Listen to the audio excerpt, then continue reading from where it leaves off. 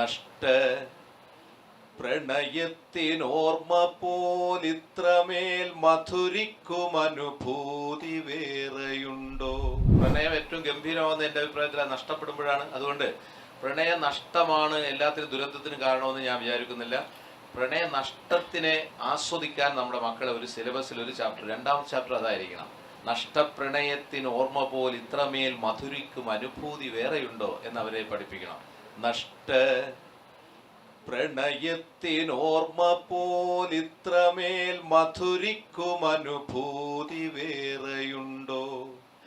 മഴ പെയ്തു തോർന്നതിൻ ശേഷമൊരു ചെറുകാറ്റ് കവിളിൽ തലോടും തണുപ്പു പോലെ. നഷ്ടപ്രണയത്തിനോർമ്മ പോൽ ഇത്രമേൽ മധുരിക്കും അനുഭൂതി വേറെയുണ്ടോ എന്ന് പഠിപ്പിക്കണം.